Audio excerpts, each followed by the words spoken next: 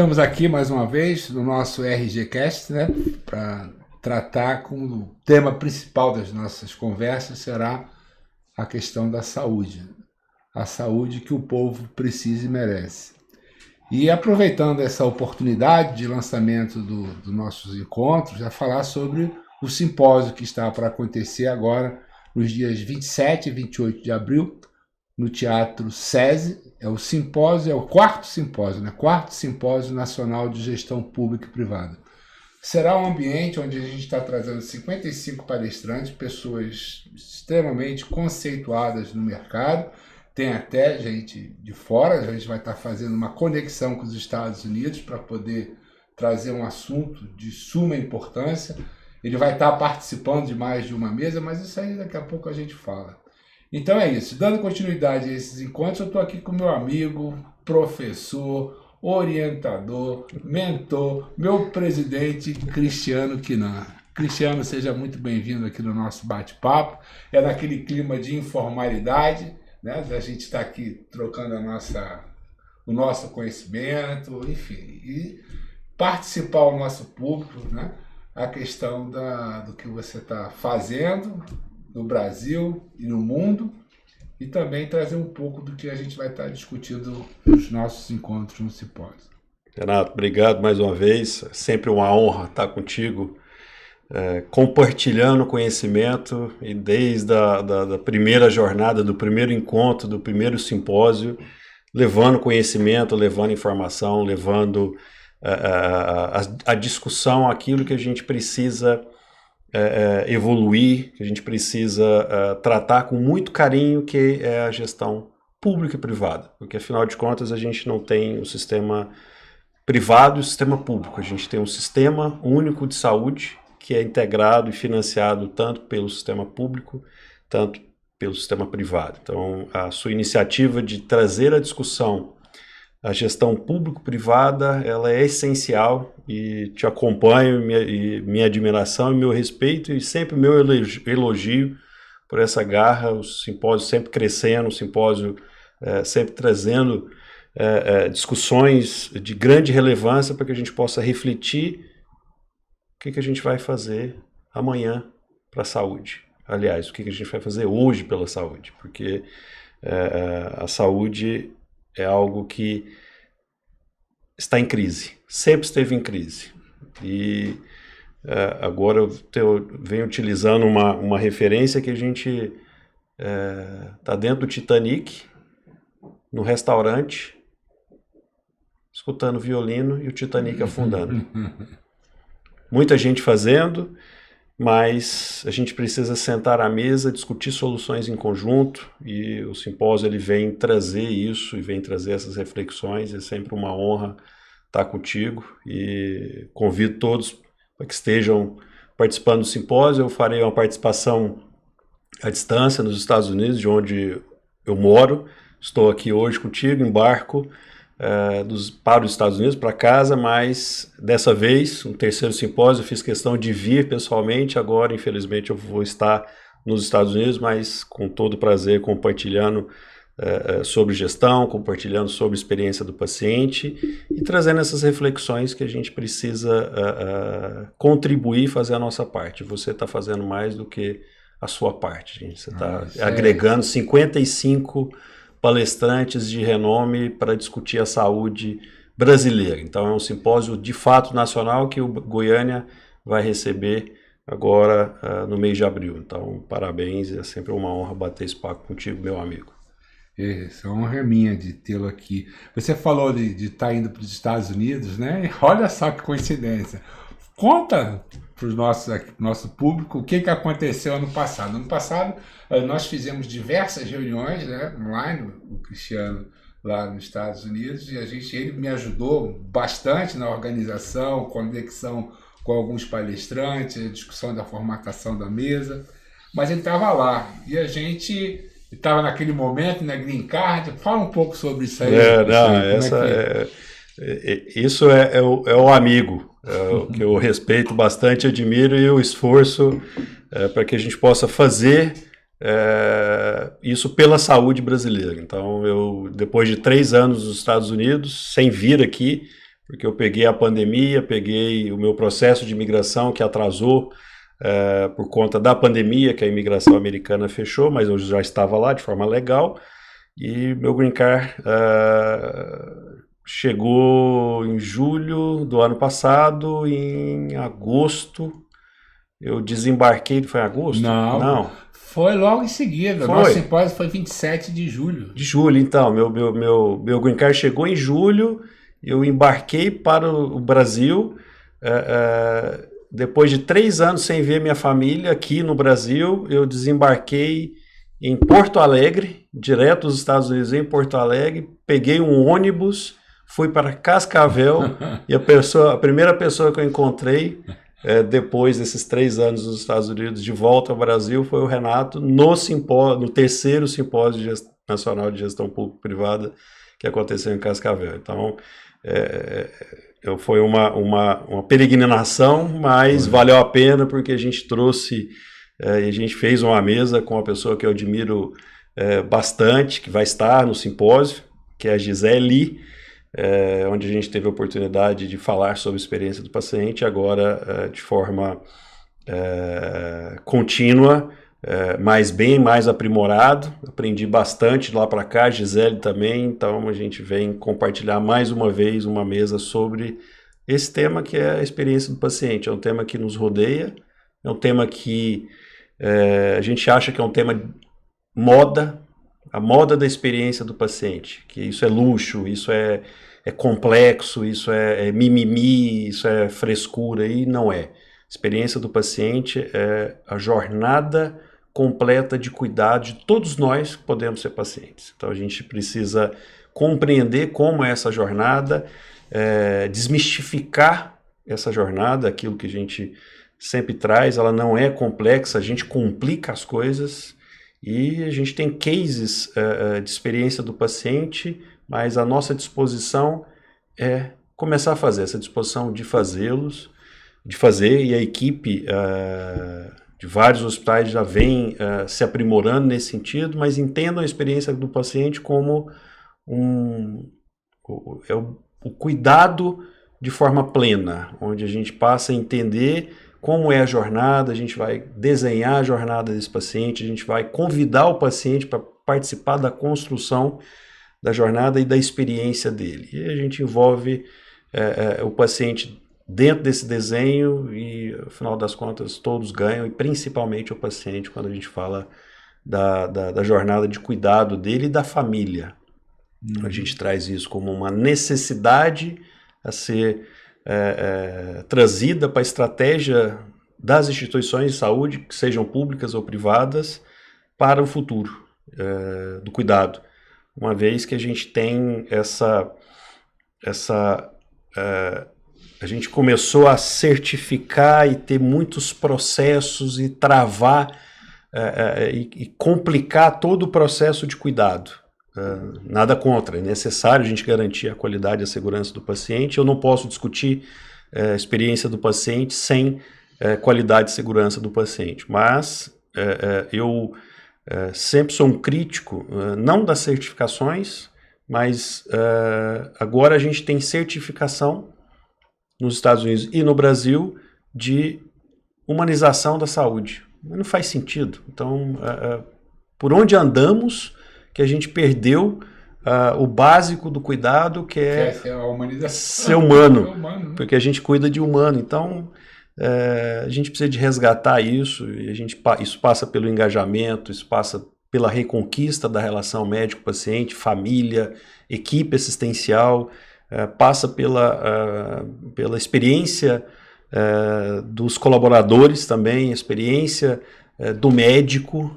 A gente precisa trazer isso à discussão, e é sempre importante e é um prazer compartilhar essa mesa com grandes amigas, especialistas que possam, que já contribuem, cada um na sua área, cada um na região, todas especialistas em experiência do paciente, e para que a gente possa desenvolver a experiência do paciente no dia a dia e trazer essa contribuição para a saúde. Então, você estava falando aí, eu viajando aqui, né? Cada fala sua dá para fazer aqui diversas discussões. Mas uma delas que eu trago aqui é sobre Gisele. Gisele. Porque tem a Gisele e a Gisele. Que foi um presente. Né? Foi mais uma porta que você abriu, que foi me convidar, não sei se você se recorda, não, que é na minha idade, fazer mestrado, não, Renato, vai, não, mas tem artigos, né? Vai, e eu fui, e estou muito feliz por ter ido. E nesse momento foi quando a gente conheceu, quando eu conheci os primeiros contatos com a Gisele, uma pessoa que acho que a turma inteira ficou apaixonada por ela. Gisele é uma pessoa maravilhosa, ela é a pessoa que consegue comandar, orquestrar, né, a experiência do paciente, a jornada do paciente, até pela questão da natureza. Eu falo isso com muita tranquilidade. Então, esse foi um achado. E outro esforço que eu fiz, que não, vocês não sabem, eu fiz um esforço grande, a gente está fazendo essa transmissão, porque a Gisele também não vai estar aqui. A gente está com algumas questões lá de ordem pessoal. Renato, eu não vou ter, mas eu quero muito estar nesse simpósio, e ela estará. E vai ser muito bacana, porque, né, a gente está fazendo um simpósio, sim, de qualidade. Então serão 2 telões, com um telão central, e vocês dois estando ali discutindo com quem vai estar na mesa e o público podendo assistir. A gente está trabalhando para, provavelmente a gente vai abrir para ser híbrido, e aí a gente vai fazer a transmissão. Além de estar fazendo a gravação, fazendo a conexão de vocês, a gente está fazendo essa transmissão. Você falou aí, cara, essa questão, né, da experiência, segurança do paciente. E a gente você fica olhando. Eu tenho uma figura que eu vejo que é uma malha de diversas coisas circulando. Isso aqui é a área da saúde, isso aqui é um hospital, são várias coisas se conectando, né? E não tem jeito, cara. Na hora que o paciente pensou em ir para uma unidade de saúde, aquele sistema todo começa a circular, parece aqueles neurônios, aquelas coisas todas circulando. E aí, cada pedacinho desse é um pedacinho que ainda precisa se trabalhar muito. Vamos pegar um gancho que você falou aí, a questão de certificação. Eu, quando fui diretor responsável por a condução de um processo de acreditação ONA, eu fui estudar aquilo e em momento nenhum eu não falo assim, não, gente, que certificação nada. Isso é consequência. A gente certificar. Vamos trabalhar o processo, trabalhar a jornada, porque na hora que você trabalha o processo é muito interessante, a certificação ONA é muito interessante. O que vem ali escrito, os manuais, tem que ser feito. Mas não com o objetivo da certificação, com o objetivo de você trabalhar o processo, você trabalhar a questão da gestão das pessoas, então todo esse complexo ser trabalhado. Aí, a partir dali, o que tem do outro lado? Né?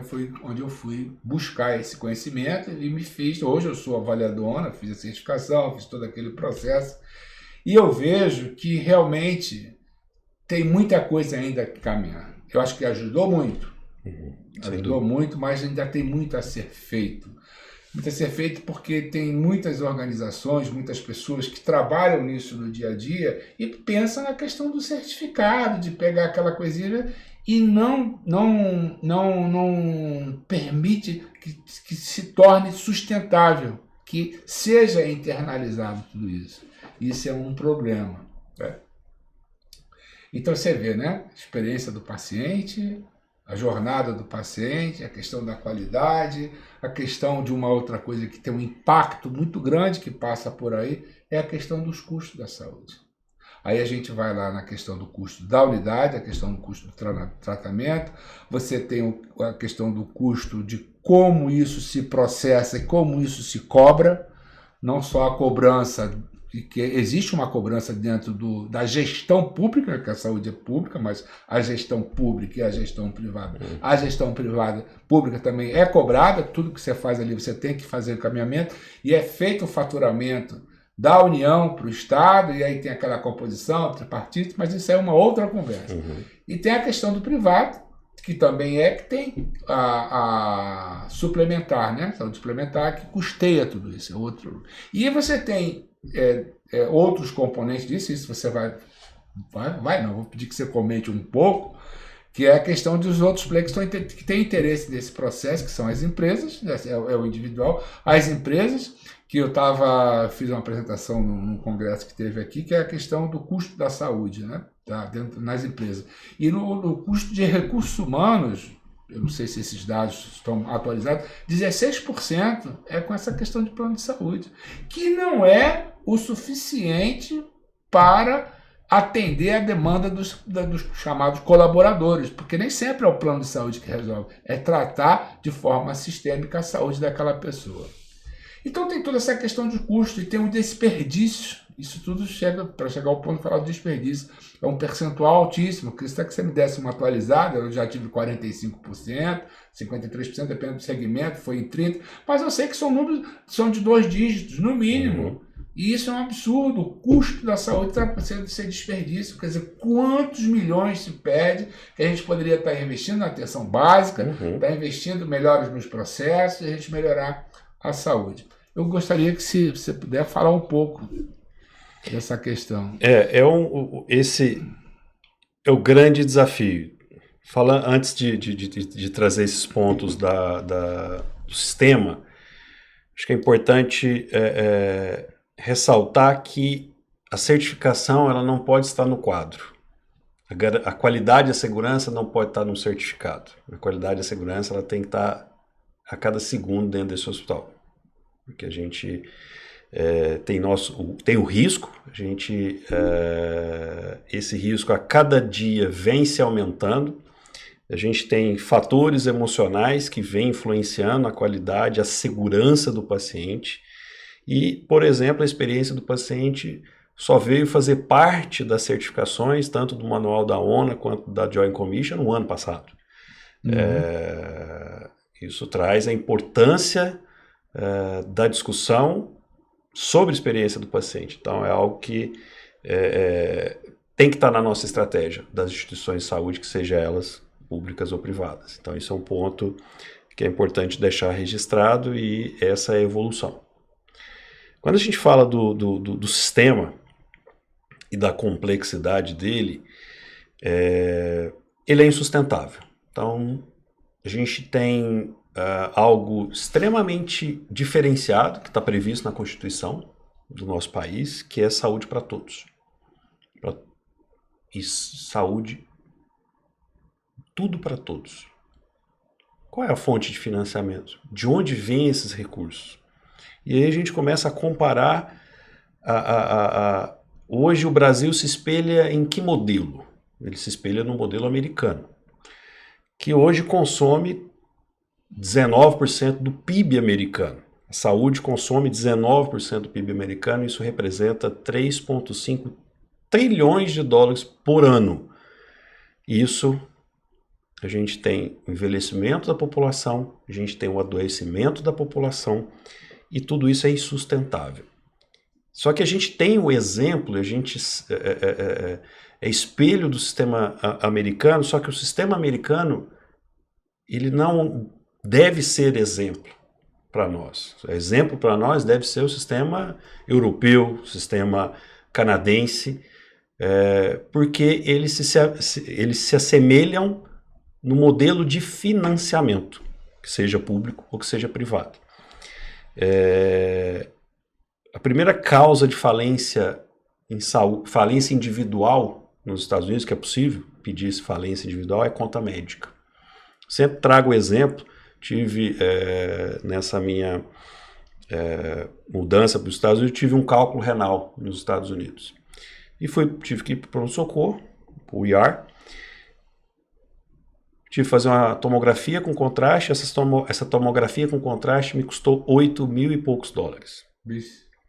Um hemograma me custou 383 dólares. Mas você não tem seguro? Que já tem seguro. Só que o seguro americano, todos eles têm um out of pocket, tem uma participação, que seja através de deductible, que seja através de co-seguro, que seja através de participações dos usuários, dos pacientes em toda a conta. Então, desses 383 dólares do hemograma, tive um copayment de 20%. Então, o custo da saúde é extremamente elevado e não deve ser nosso exemplo. E a gente tem que dar exemplo. Então, o que a gente faz no Brasil, inclusive no Sistema Único de Saúde, é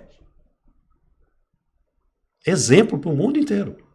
A gente consome no Brasil 9% do PIB em saúde, público e privado. Então, a gente faz muito pelo nosso modelo de sistema único público, porque a gente garante a saúde para todo brasileiro, isso é constitucional. Não só o brasileiro, né? Também as pessoas que estão aqui. Então, o acesso ele é aberto, só que isso tem um limite, isso tem uma sustentabilidade. Só que a gente não para pensar, a gente pensa só na oportunidade de cuidar, que é social, mas eu preciso de entender como eu vou financiar esse cuidado. Então, ele tem que ter uma forma de gestão, que é o que a gente faz. Então, a gente faz muito com pouco. Então, esse é o grande exemplo que o Brasil precisa dar, inclusive, para os Estados Unidos. Eu tenho costume de discutir isso nos Estados Unidos. O Brasil tem a síndrome do cachorro vira-lata. A gente acha que os Estados Unidos é sempre bom, é o exemplo. Não. Eu tanto que fui para lá para levar a saúde brasileira, ensinar. Inclusive, teve algum momento que a gente conversando, você falou isso para mim, Renato, aqui a gente tem muito que ensinar. Muito. As pessoas reclamam da questão da saúde no Brasil, mas venha para cá para ver o que acontece aqui. Eu lembro de você ter feito isso. Sim, então isso é fato. Mas a gente tem que começar a se espelhar no sistema europeu, a gente resgatar ou aprimorar, vamos dizer, porque a gente já tem esse sistema aqui da atenção primária, que é utilizado na medicina de família em algumas regiões do Brasil, muito aprimorado, em outras regiões pouco aprimorado, mas é um sistema lógico, porque tudo ele começa pelo início, pelo primário, não pelo secundário. Então hoje o nosso sistema está acostumado ao secundário e terciário. O que é isso? Ok, eu vou ao especialista. O especialista é secundário. Ele e a gente tem essa cultura, não, vou rodar, tô com dor de cabeça, vou no neuro. E aí 15 dias para agendar uma consulta, por exemplo, no privado, mais 2 dias para fazer um exame, mais 15 dias para retornar. Eu não tive assistência. Eu não tive ali a conclusão de um diagnóstico, porque o tempo não está a favor do cuidado, porque a gente tem um modelo que não funciona. Então a gente precisa de rever esse modelo e integrar esse modelo. No público a gente tem uma dificuldade porque a gestão é tripartite, então isso traz uma complexidade maior, mas a solução passa da sustentabilidade, passa pela gestão também, ou principalmente nesse momento, porque o recurso ele é finito. Então, como está no livro, a saúde não tem preço, mas tem custo. E por falar em livro, eu tô aqui tomando conta do teu filho, viu? Ok, que bom, obrigado. Tá, é isso aí. Então, isso aqui é um filho, né, que você teve. Eu acompanhei não tão de perto, mas eu tive a oportunidade de ter algumas discussões. O próximo volume eu vou estar escrevendo um capítulo também. Com certeza. É uma obra viva, é um filho vivo. Ele nasceu. Então, o nosso amigo Francisco Balestrin, que assina com você, e mais outros, né? Eu ia trazer o meu porque eu não sei os demais que tiveram o livro, que fizeram a aquisição do livro, tem o que eu tenho. Eu tenho 3 autógrafos, né? É o seu, do Balestrin, e o do Thiago Constâncio, que é um amigo querido que a gente também tem aí. Também tem um capítulo aqui. Tem a participação no capítulo. Passar o seu filho e você fazer comentar um pouco a questão gestão em saúde. Mas antes de você chegar a comentar, eu queria trazer algumas coisas que a gente conversou, né, lá atrás, em alguns momentos, de a sua preocupação do que é a saúde em Goiás, o que é a saúde no Brasil e o que poderia fazer, a contribuição que poderia fazer para provocar mudanças, né, em todo esse processo, a gente melhorar o resultado. Esse filho é o filho que não é meu, é o filho que é nosso. Ele foi construído de forma colaborativa, então a gente tem a participação aqui de vários líderes da saúde, cada um em sua área. Então, navegamos aqui por toda a complexidade do sistema, da divulgação e da contribuição que cada um já traz para a saúde brasileira. A gente fez questão, esse esforço meu e do Balestrin e da Guanabara Kugan, que é a nossa editora, de devolver parte desse conhecimento para a sociedade.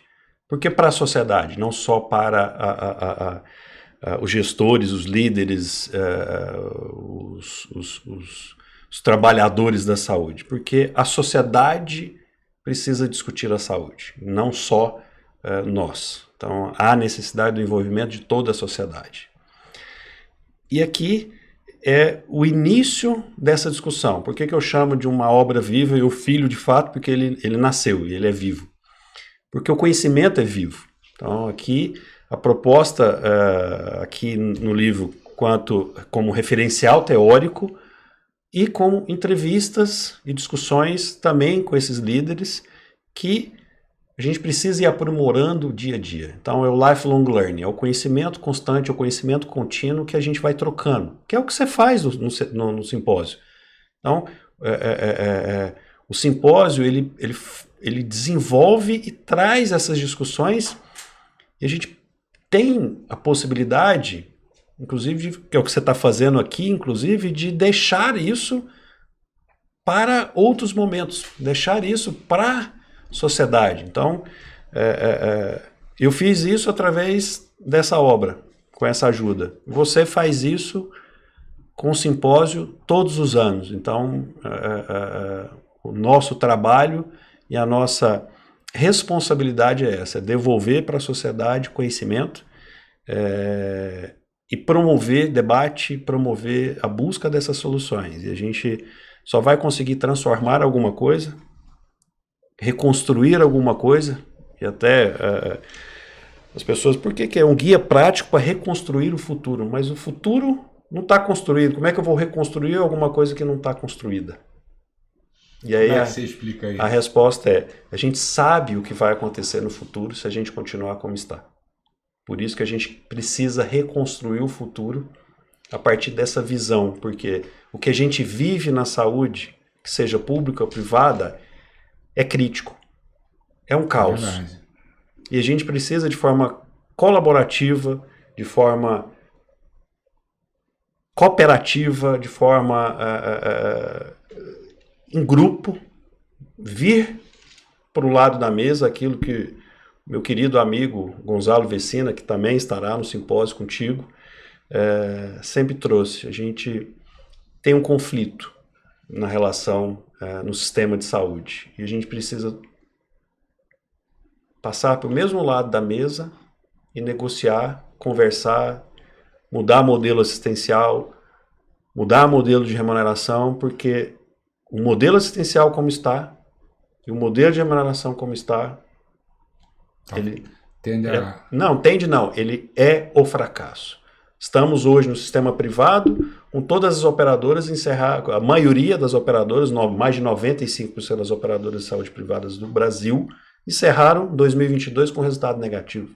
Grandes grupos de saúde que estão listados na Bolsa de Valores, da B3, com resultado ruim. Então, assim, alguma coisa está acontecendo.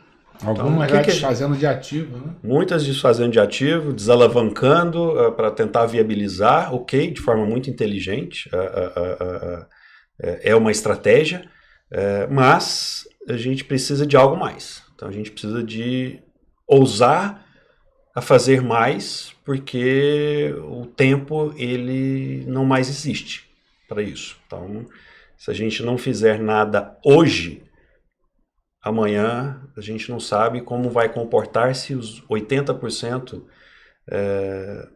dos beneficiários de assistência médica privada no Brasil, que são empresas contratantes, ou os colaboradores contratantes através de uma empresa, com sinistros extremamente elevados, com reajustes extremamente elevados. Então a gente tem o segundo maior custo depois da folha é o plano de saúde, então esse impacto ele está lá. Impacto em qualidade, então a qualidade da assistência médica privada também ela é discutível, ela vem se verticalizando com a qualidade ruim, então a gente precisa, alguns caminhos foram tomados na verticalização, mas será que a verticalização está sendo a ferramenta mais adequada? A gente precisa ter uma verticalização mais inteligente?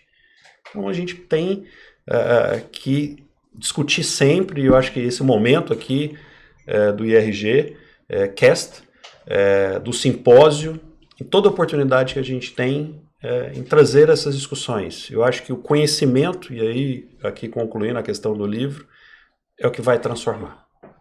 Essas discussões, são esses grupos, é o coletivo que vai transformar. A gente não vai conseguir fazer isso de forma individual. Então, convido todos a serem responsáveis pelo futuro da saúde. A responsabilidade não é do Estado, a responsabilidade não é da operadora, a responsabilidade não é... A responsabilidade é nossa, como indivíduo. É indivíduo, né? Como indivíduo. Por aí, né? Como indivíduo. Para fazer um movimento coletivo. Inclusive, como usar. A gente está se cuidando, quando a gente usa, a gente usa de forma indiscriminada, a gente tem o desperdício. Será que a gente não é responsável também pelo desperdício a partir do momento que eu chego com excesso de conhecimento, que hoje a gente vive a infodemia? Então, o médico bom é aquele médico que pede ressonância, tomografia, será? Então, assim, a nossa relação médico-paciente, como ela é? Será que a gente não precisa de se responsabilizar, uma vez que não é responsabilidade do médico a nossa saúde? A nossa saúde é responsabilidade nossa. E a gente não assumiu esse papel. Então, o papel é da sociedade. E aí o convite é para todos. Então, o simpósio não é só para os profissionais da área de saúde.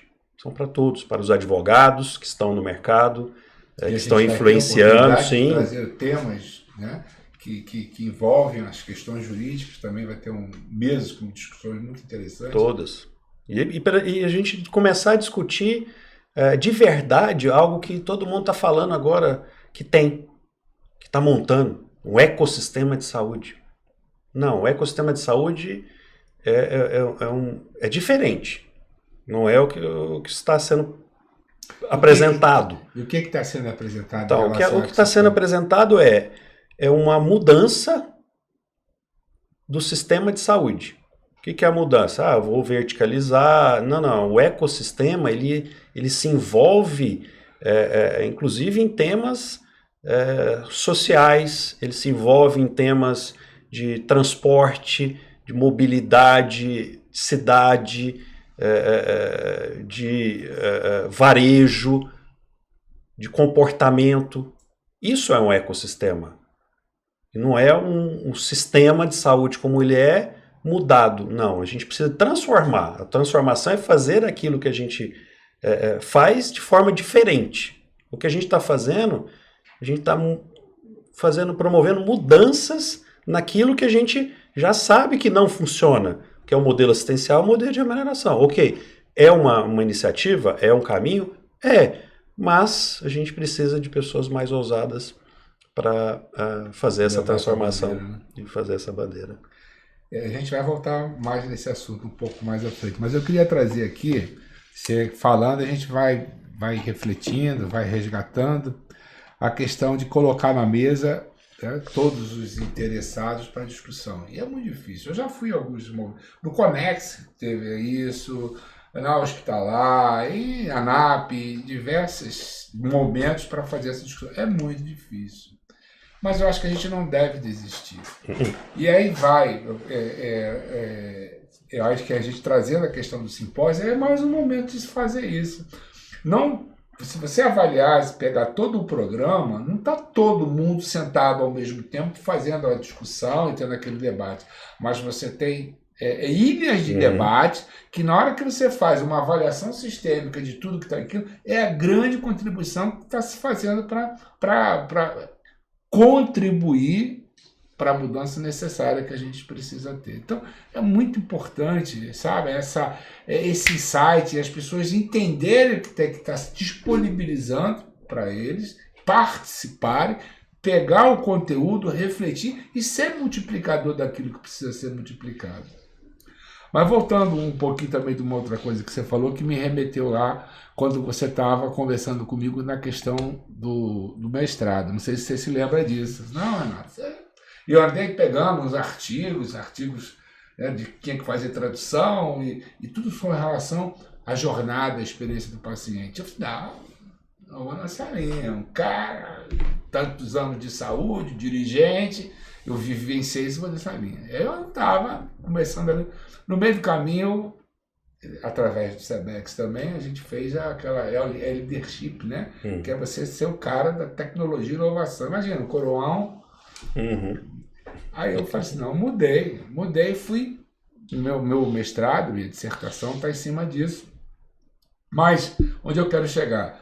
Na questão de, e aí você lendo, você sendo forçado a ler artigos, a buscar o conhecimento, eu comecei a entender, cara, que falta muito para os dirigentes, falta muito para os executivos se posicionarem, trazer para si esse conhecimento e contribuir para a mudança necessária, sabe? E aí que eu vejo que entra o Sebex, que tem que cada vez mais resgatar ou dar continuidade àquilo que ele se propõe. Colégio Brasileiro dos Executivos de Saúde. É um colégio para trazer o conhecimento. Pelo grupo para o grupo. É de um grupo de executivos, de líderes para a área de saúde que estão em desenvolvimento contínuo, Exato. Que precisam de desenvolvimento contínuo, por isso o Sebex existe, para promover o desenvolvimento contínuo e certificar esse desenvolvimento contínuo do líder. Não só através de programas de pós-graduação, mas sim do conhecimento. O conhecimento ele é vivo. Então, ok, fiz o MBA, o mestrado o ano passado. Ok, o ano que vem eu preciso me atualizar. E assim, quem faz o mestrado, como você, eu brinquei com todos vocês, mas não é a brincadeira, é a toda verdade. Quando você finaliza o mestrado, você não finaliza, você inicia através da dissertação, porque a partir dali você tem a obrigação de gerar ciência para a gestão da saúde, porque através da ciência a gente muda as coisas. Então, a coletividade e a ciência.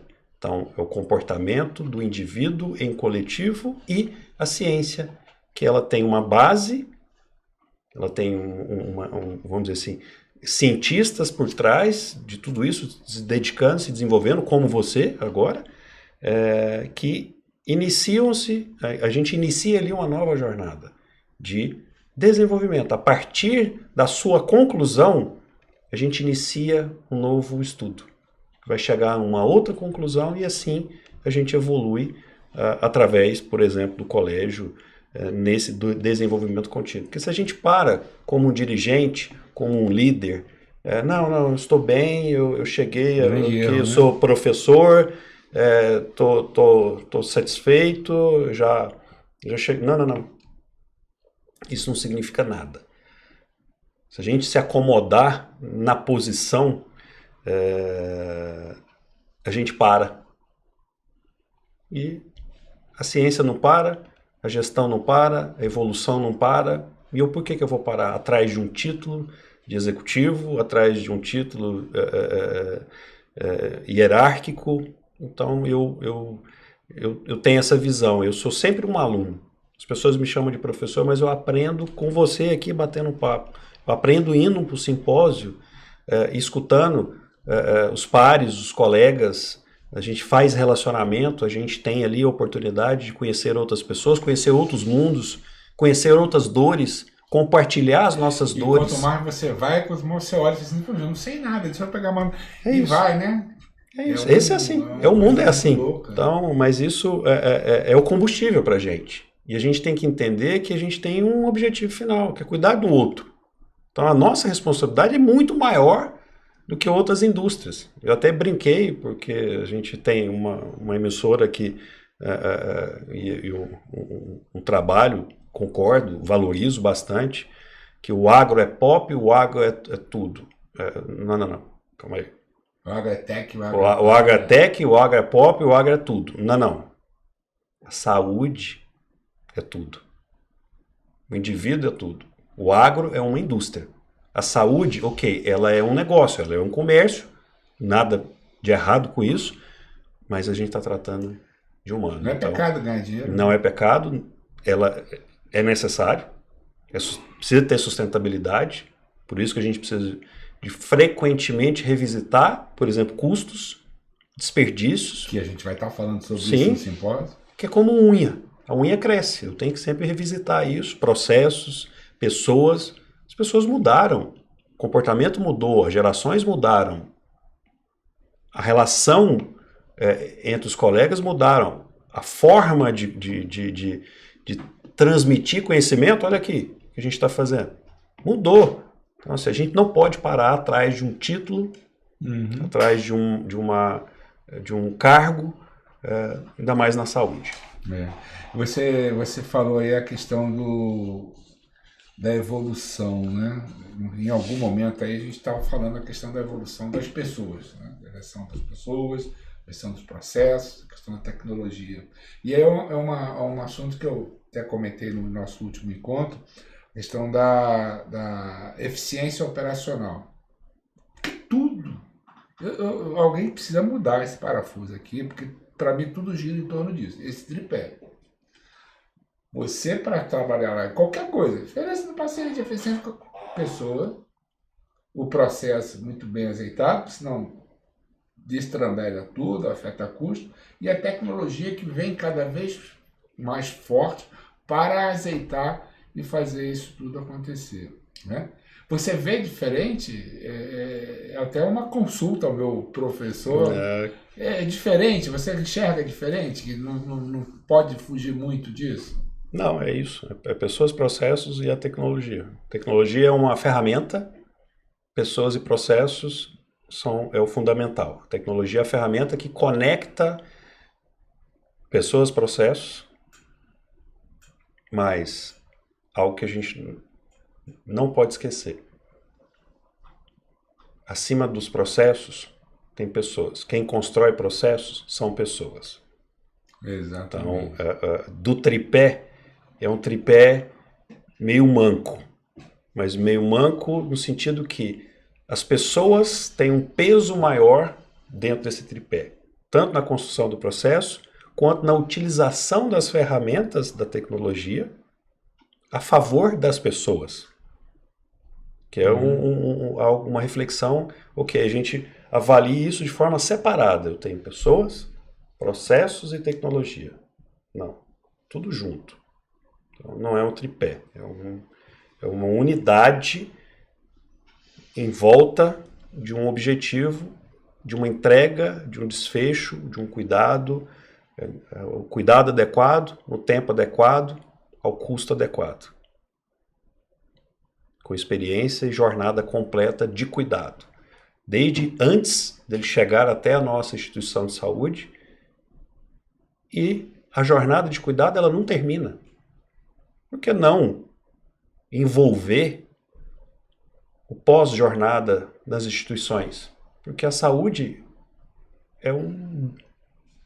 ela é inerente da vida. Enquanto eu tiver vida, eu preciso de saúde. Só que eu só busco o sistema quando eu não tenho essa saúde. Mas a jornada ela é contínua. Ela inicia quando a gente nasce e ela termina quando a gente morre.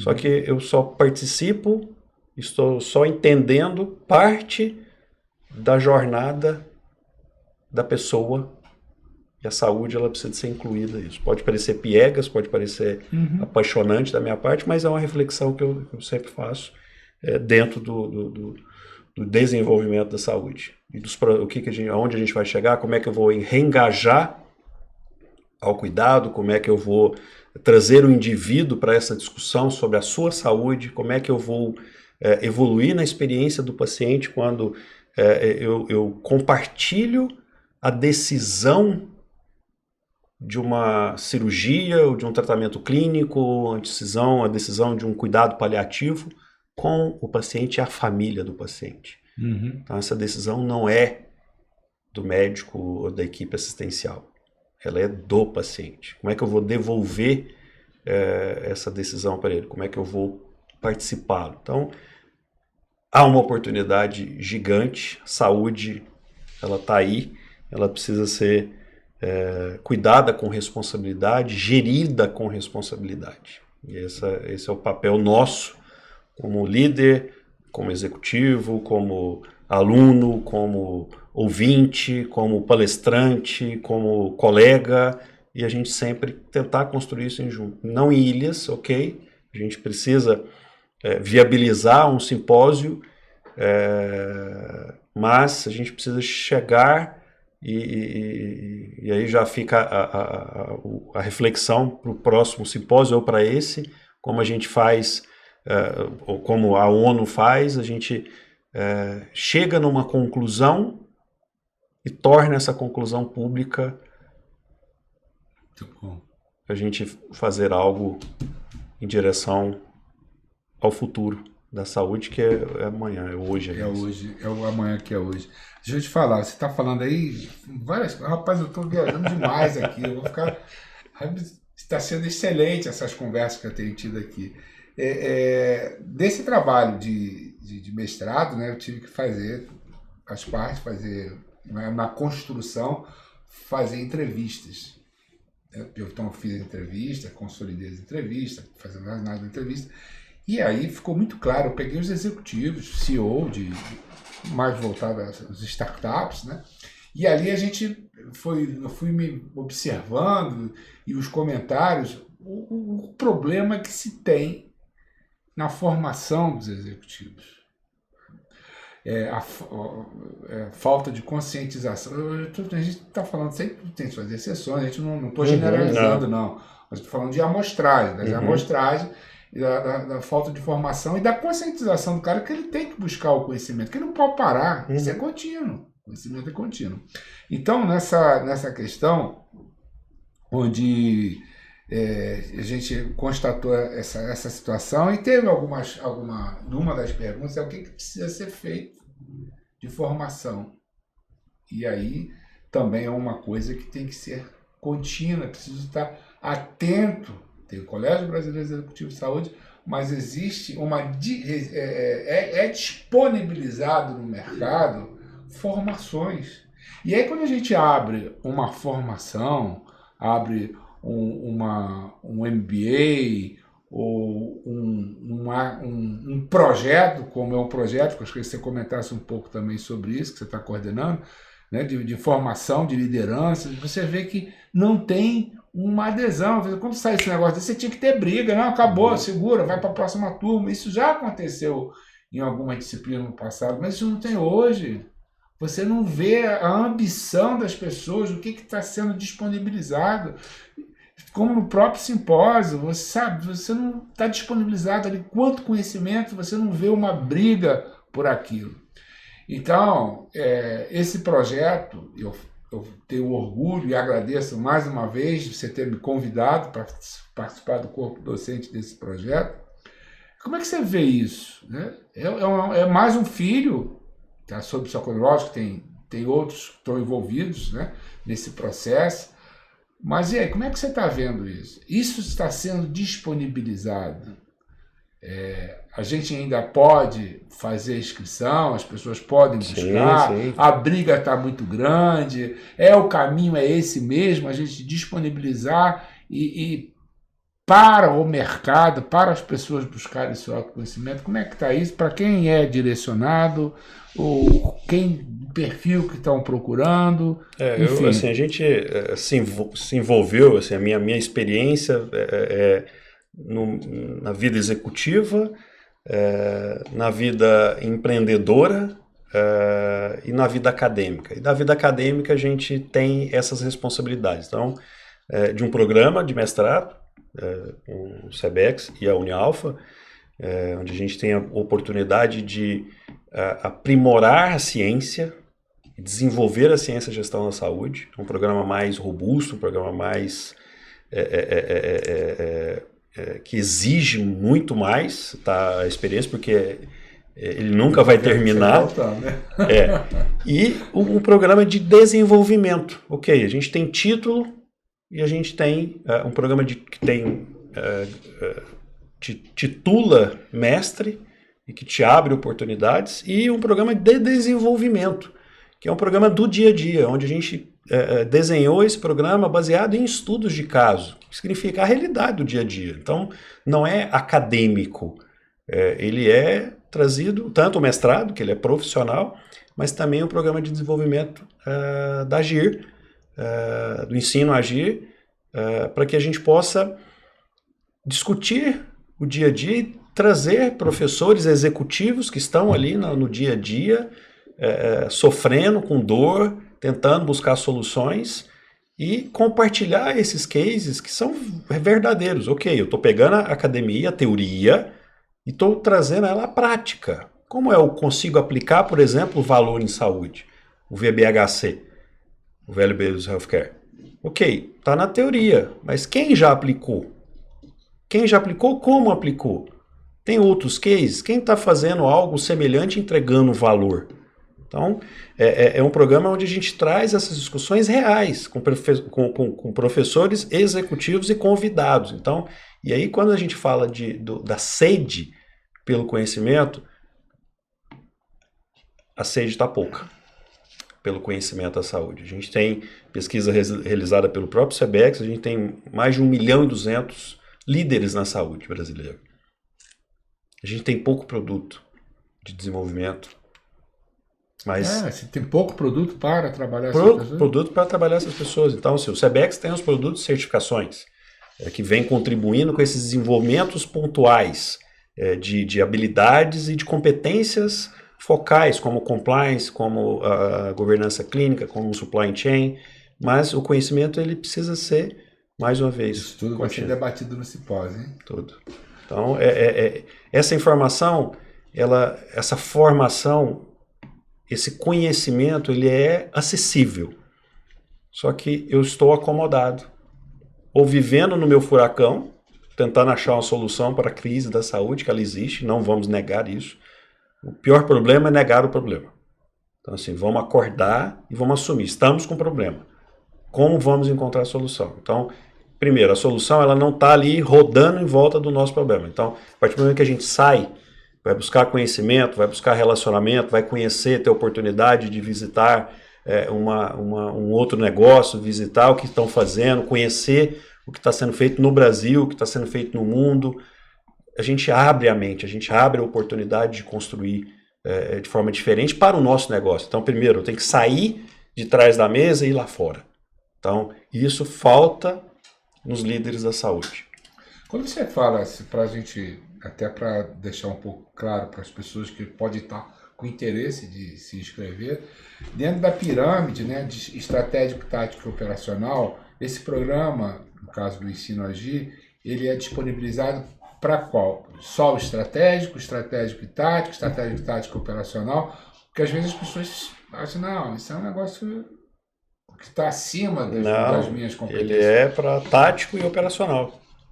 O estratégico é o programa do mestrado. Então, o mestrado ele é estratégico, então é um programa mais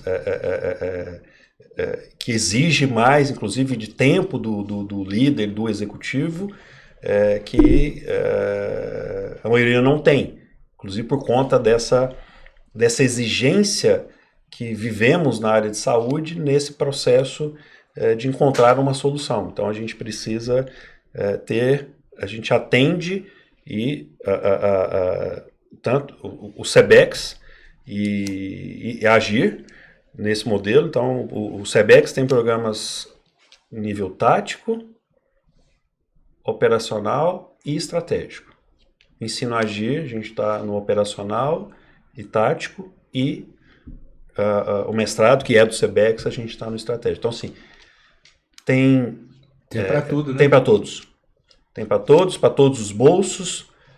A gente tem aqui o simpósio para que desperte isso, desperte a reflexão, traz esse aprimoramento, esse refinamento da necessidade de pensar fora da caixa e pensar fora da nossa caixa quando a gente está dentro de uma instituição de saúde. Então, esse é o problema do mundo.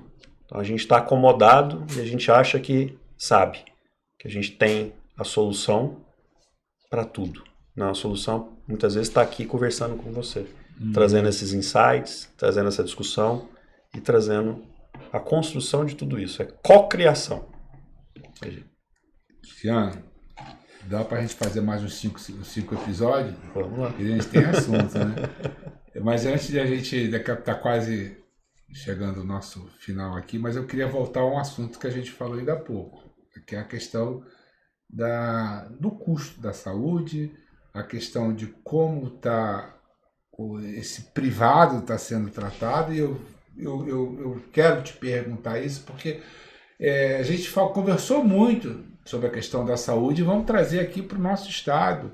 Como é que estava? Lembra que a gente falava lá, olha, as empresas não estão chegando, o pessoal aqui precisa se estruturar, se organizar, e algumas coisas foram acontecendo, e recentemente também teve alguns movimentos, né, os hospitais preocupados com essa questão da verticalização, criaram a questão dos 500 leitos, né, os 500 mais, enfim, ações, movimentos, ninguém paralisou. Como é que está isso hoje? A gente sabe que recentemente foi lançado um programa, é um programa ousado, eu sei que você tem total envolvimento nisso, é uma discussão que você traz também já há alguns anos.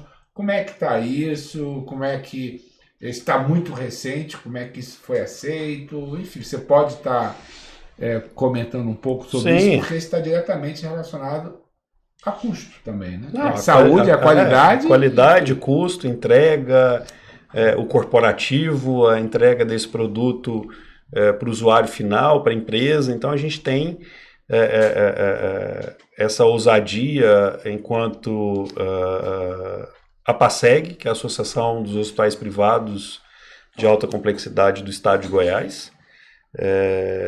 Essa iniciativa, eu tive a honra de participar desde o seu nascituro, desenvolvimento, planejamento e a execução, e agora a entrega do início dessas operações, que é algo que a gente vê o mercado se movimentando na verticalização. O mercado se movimenta na atenção primária. O mercado se movimenta em custo. Só que isso de forma desordenada e desconectada. O que a gente fez? A gente trouxe hospitais de referência no estado de Goiás, hospitais da associação, que somos responsáveis, toda a população goiana passou por uma das unidades de saúde dos hospitais ou das clínicas associadas à PASEG. Então, todos conhecem, os goianos conhecem a qualidade, conhecem a seriedade dessas instituições. A gente sabe fazer o secundário e o terciário, que é a especialização, é a especialidade. Então, a gente tem hospitais vocacionados, cada um responsável por uma especialidade. Então, a gente faz isso muito bem. Secundário e terciário, a alta complexidade da mesma forma. E a gente não fazia o primário. A gente não sabe fazer o primário. Então, o que a gente fez? A gente convidou um dos maiores players, os maiores empresas de saúde do Brasil, que é a DASA, que sabe fazer a gestão da atenção primária, já faz a gestão da atenção primária em para mais de 240 mil beneficiários em todo o Brasil, desde operadoras, beneficiários de operadoras até beneficiários corporativos, eles sabem fazer isso. Então a gente trouxe a expertise da atenção primária e conectamos a atenção secundária e terciária de forma lógica.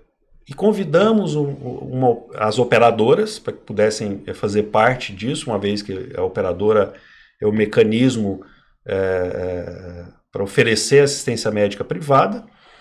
Convidamos as operadoras e uma operadora de Curitiba aceitou, que é a MedHealth, uma operadora que tem mais de 25 anos de mercado, opera no Paraná e opera em Brasília, com o Sírio-Libanês, por exemplo, e com a OAB de Brasília, num modelo assistencial diferente, com um modelo de remuneração diferente. Então a gente ousou fazer as duas mudanças necessárias.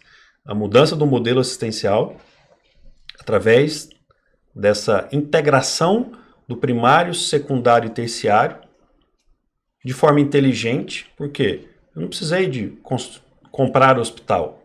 A gente utilizou a vocação de cada um desses hospitais de referência. Eu não precisei construir mais nada, ou imobilizar capital, ou alavancar em construir uma operadora, vai construir uma operadora verticalizada, vai comprar hospital A, B, C. Não. A gente fez isso de forma mais inteligente e racional. E convidamos essa operadora para fazer parte disso. Então, mudamos o modelo assistencial e mudamos o modelo de remuneração, que é a evolução do capitation, é o compartilhamento de receita. Então, da receita que vem dessa operadora, é compartilhado o risco, a gestão e a receita entre esses dois players que cuidam da gestão primária, secundária e terciária. Então, a gente, de forma ousada, entregou isso para a sociedade goiana, por enquanto, a goianiense, aliás, e a sociedade goiana em breve, em outras regiões, esse sistema de saúde privado, essa solução de saúde privada que vai entregar, mais uma vez, o cuidado adequado, no tempo adequado, no custo adequado, inicialmente para empresas que estão com essa dor, que a qualidade, o colaborador está achando ruim a jornada que ele tem hoje em outro sistema, em outra operadora, o custo disso, os reajustes. Então a gente vai trazer ali a racionalidade, a sustentabilidade para um sistema. Então a gente é o primeiro case deste modelo de transformação do assistencial e de remuneração de forma conjunta e sem ser uma operadora verticalizada e sem um investimento de alta monta e entregando o que de fato a gente precisa, que é assistência adequada. Minha opinião, né? Eu vejo que quando as pessoas têm resistência a alguma coisa é por chamada ignorância. Desconhece, aí eu não quero saber, eu não quero ver. Como é que você viu? Porque deve ter tido um processo, né, de entendimento, 8 meses. De conscientização e de internalização disso aí e ir em frente. Isso pode ter acontecido com quem está envolvido lá em cima nos processos. E como é que você vê o mercado consumidor? Está muito recente para fazer uma avaliação de se está tendo o real conhecimento, o entendimento do que as vantagens que esse sistema está Sim, não de forma pública, vamos dizer assim, não estamos nas rádios, não estamos apesar que fui convidado para conversar sobre isso já em algumas oportunidades, mas é uma solução para uma dor. Então a gente entrega, isso não nasceu da nossa cabeça, isso foi uma demanda do próprio meio empresarial goianiense, goiano, frente aos problemas que eles estavam vivendo. Então a oportunidade de fazer entregar essa solução, ela vem para o encontro a essa dor. Então, a receptividade está excelente, porque essa demanda partiu do usuário. Então, a gente não inventou, a gente precisa encontrar uma solução. Mas o primeiro que precisa da solução foi o primeiro que foi abordado. Você quer algo diferente? e aí sim agora a gente conseguiu entregar. Então a receptividade ela é grande, há uma mudança de cultura, é natural, mas a receptividade ela é grande no meio empresarial goiano, porque é uma dor, é um problema que eles estão vivendo hoje. Sinistros que vão de 30%, 70%, ultrapassam a casa de 100%. Isso numa economia ainda frágil, com o salário comprometido, onde a cada tempo eu vou aumentando esse custo de assistência médica na conta da empresa e na conta do colaborador, que é a tua participação. O subsídio, normalmente as empresas goianas subsidiam 50% do plano de saúde, os outros 50% é do colaborador. Então isso pesa no bolso dele.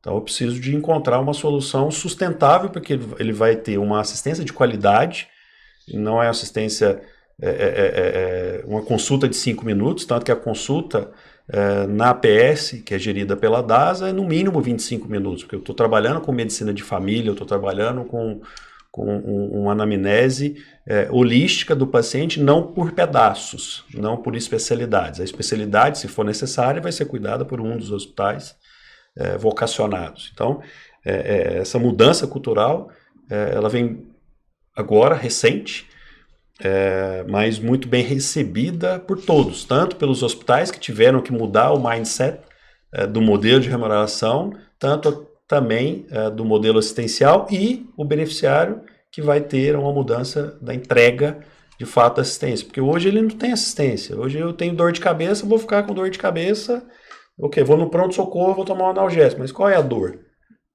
Qual é a doença de base? O que está acontecendo? Então aquilo foi investigado? Alguém está cuidando? A gente sabe como navegar no sistema de saúde?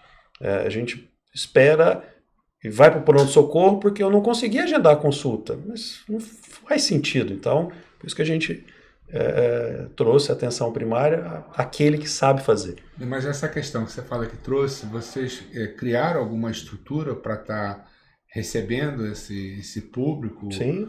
Dentro de algum hospital, dentro de alguma instalação? Criaram um espaço? Sim, a primeira unidade foi inaugurada na sede da associação, no primeiro andar, na sede da PASEG, a primeira unidade da clínica de atenção primária, que tem equipes conectadas ao médico de família. Então a gente tem uma equipe com médico de família, enfermeiro de família, psicólogo, fisioterapeuta e nutricionista. Então a gente tem essas equipes. Não inventou a roda, né? Não inventou, a gente pegou o que está pronto e conectou de forma inteligente. Então, assim, a gente não está inventando moda, essa questão do modelo de remuneração também não é. O modelo assistencial que a gente está trazendo é o modelo do sistema europeu. Então, assim, a gente não inventou nada, a gente só pegou como está, onde funciona, as melhores práticas, e trouxemos para cá e conseguimos conectar, integrar isso, e com um propósito único de oferecer realmente algo que a população não tem, que é assistência médica. Quando você tem isso de forma estruturada, organizada, o contratante, que é a empresa, também ganha, porque ele tem lá dentro hoje a preocupação da saúde ocupacional, né? Também. Então ele ter o acesso à informação sistêmica daquele, quando ele, em muitos casos, ele pega aquele funcionário, aquele colaborador, ele vai para lá, para o mercado, para ser atendido, pronto, perdeu, ele não consegue ter a informação, passa a ter uma pessoa doente, compromete o resultado, e a saúde dele, né? E você tendo um sistema desse, você consegue fazer esse acolhimento. Eu entendo que é isso. Né? Sim, a gente faz essa entrega. Muito bem, doutor, professor Cristiano Quinão. Aluno. Sempre aprendiz. Que bacana, que bacana. É muito bom a gente estar conversando aqui. Eu, sinceramente, estou muito feliz, sabe? Que eu comecei a aprendiz.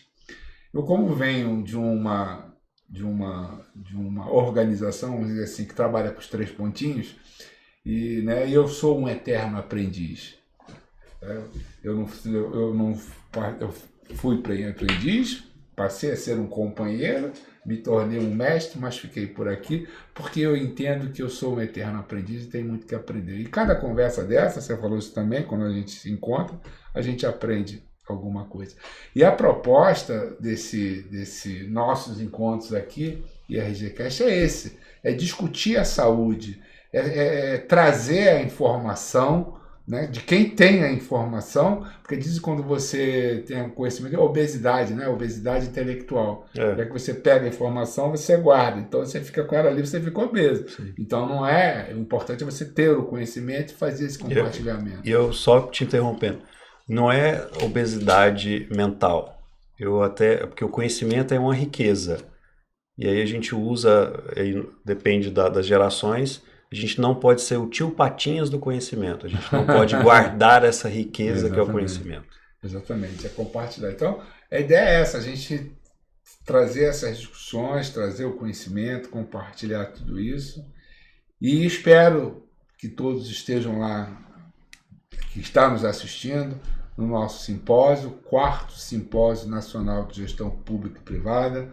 As informações, o acesso às palestras, ao programa, para fazer a inscrição no Simplo, também você entra no site www.sngpp.com.br, você tem acesso ao link e faz a sua inscrição. É um custo simbólico, vale a pena fazer esse investimento, que certamente vai ter muito resultado.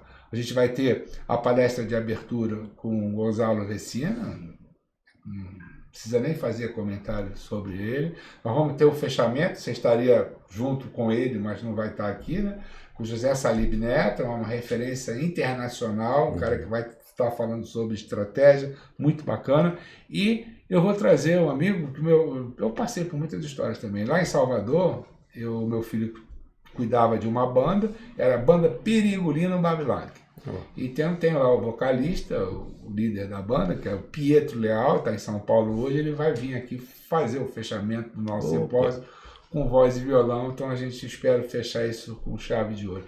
E a nossa abertura oficial, nós vamos ter um grupo também muito legal de secretário estadual, alguns secretários do município, secretário da Controladoria Geral do Estado, enfim, a gente tem bastante informação para ser compartilhada. E eu queria deixar esses minutos finais aí para você, o microfone é seu, a casa é sua.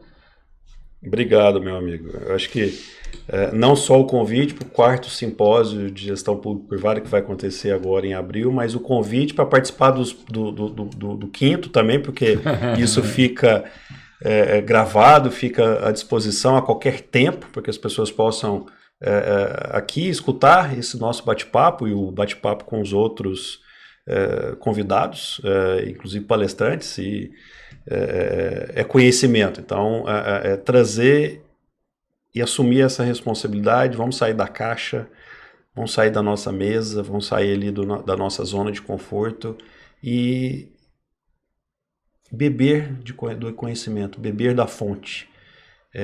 Isso renova, isso traz ânimo, isso traz otimismo, isso traz ideias, isso traz insights, isso traz oportunidades. Então, é neste ambiente que a gente se propõe a viver, e é nesse ambiente que a gente quer convidar todos para que estejam sempre conosco, tanto aqui com o Renato, no Instituto IRG, aqui no IRG Cast, no SEBEX, para que a gente possa construir juntos. Acho que a coletividade, mais uma vez, é o que vai construir o futuro. Então a gente está à disposição de todos e sempre à sua disposição, meu amigo. A gente é um soldado da área de saúde, conte comigo, você sabe disso, pode contar sempre. Sou meu presidente, né? Eu estou aqui a sua... E vocês não percam, a gente está agendado já com o Milton Marinho, da BRH, Associação Brasileira de Recursos Humanos, também uma unidade, uma pessoa que tem um conteúdo enorme, vai estar falando aqui sobre... Vai estar no nosso simpósio, vai estar trazendo alguns temas para estar discutindo.